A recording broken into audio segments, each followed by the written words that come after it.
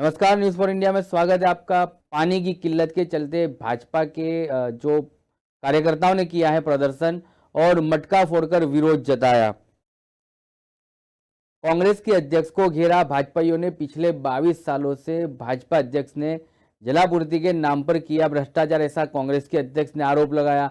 टिकमठ नगर पालिका के पानी को लेकर भाजपा पार्षद और कार्यकर्ताओं के विरोध प्रदर्शन कर भारी हंगामा करते हुए कांग्रेस के नगर पालिका अध्यक्ष को घेरा और उन पर जलापूर्ति को लेकर गंभीर आरोप लगाए।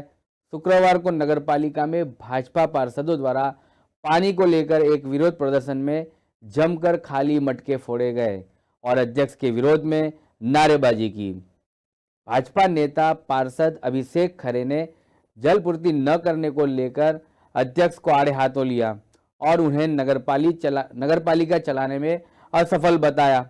वहीं अध्यक्ष ने पत्रकारों से बात करते हुए कहा कि पिछले 22 सालों से भाजपा के अध्यक्षों ने आज तक पानी के नाम पर केवल भ्रष्टाचार किया। उनके द्वारा लगातार जलपूर्ति न पहुंचाने के लिए ही प्रयास किए गए, लेकिन आज तक लोगों को जल मिल नहीं पाया। दे रही है तो आप बीच में विकास में बाधक क्यों बन रहे हो? इस नगर का विकास प्रदेश की सरकार चाह रही है, भारतीय जनता पार्टी चाह रही है, हमारे पार्षद चाह रहे हैं, लेकिन आप जबरन इस नगर का विकास रोक रहे हो। इस नगर के लोगों को प्यासा तड़पाने के लिए आप मजबूर कर रहे हो। तो मैं आपको ये इंगित करना चाहता हूं कि आपके खिलाफ इस तरह के आंदोलन लगातार हम करते रहेंगे, आपको जगाएंगे, आपको सोने नहीं देंगे। उस कारण से ये दिक्कत है। मैडम अध्यक्ष पे आरोप लगा देती हैं, अध्यक्ष जी मैडम पे आरोप लगाते हैं। कुल मिला के जनता परेशान है। इतने प्रकार के फंड लगभग 95 करोड़ रुपए पिछले 2.5 साल से नगर पालिका में ऑडिटोरियम का है, पानी का है, जल जो परियोजना चालू होने 33 करोड़ रुपए उसका है। हमारी सरकार ने लगातार पैसे देने का काम किया है, जो भी जनता की आवश्यकता थी उनको पूर्ति करने का प्रयास किया है। लेकिन एजेंसी चूंकि नगर पालिका होती है, उसमें अथॉरिटी अध्यक्ष होते हैं, चेयरमैन होते हैं, ये विकास को सारे कार्य को रोक के पता नहीं क्या करने वाले। पिछले साल आपने स्थिति देखी है, शहर में घरों में जल भर गया था।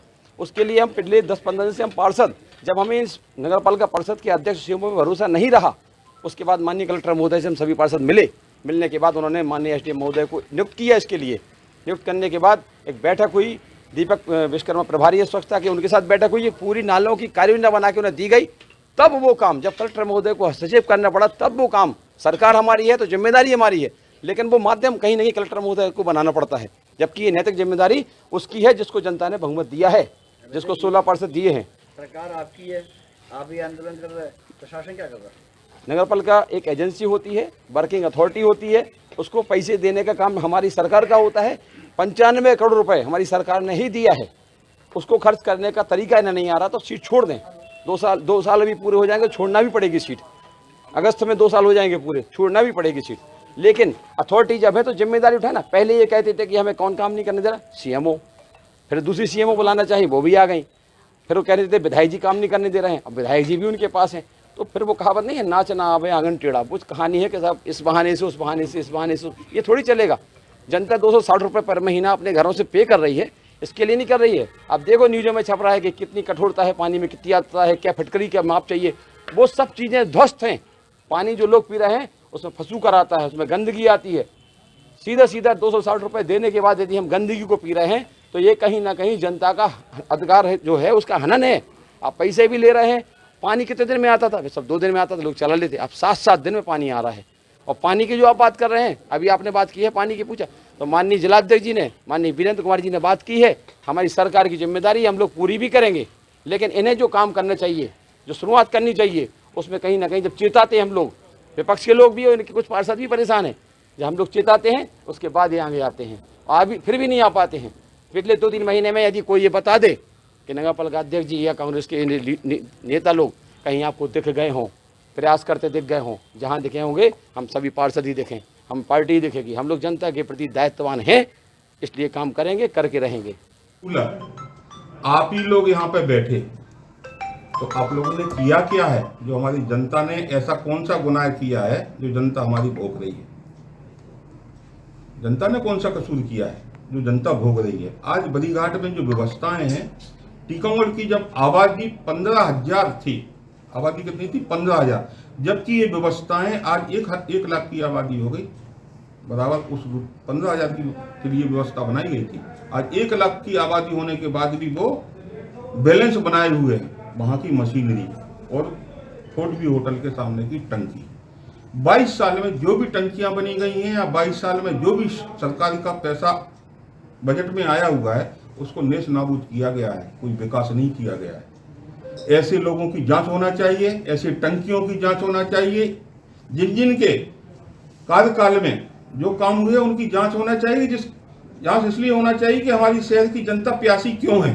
जब 22 साल आपने रेगुलर शासन किया है तो हमारी शहर की जनता प्यासी क्यों है। आज हमें 22 महीने नहीं भरे, 22 महीने नहीं भाई, आपको 22 साल भरे, लेकिन हम 22 महीने में हम वादा करते हैं। आपके चैनल के माध्यम पूरे मीडिया के सामने कहना चाहता हूं कि हमारी शहर की जनता को चिंता करने की कोई आवश्यकता नहीं है। 8-10 दिन और बचे बरसात होने को। वैसे भी हमारी आज कलेक्टर साहब से फिर भी बात हुई, हम 3 महीने से रेगुलर तैयारी में हैं।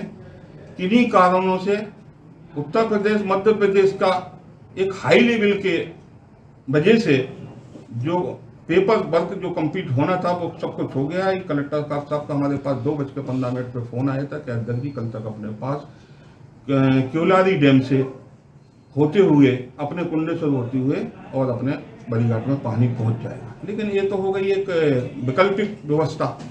एक परमानेंट व्यवस्था क्या होना चाहिए कि जब हम लोग 2,10,000 माने तुम्हारी किस्त देते हैं 6,31,000 रुपये जन संसाधन को, तो कितना हो गया लगभग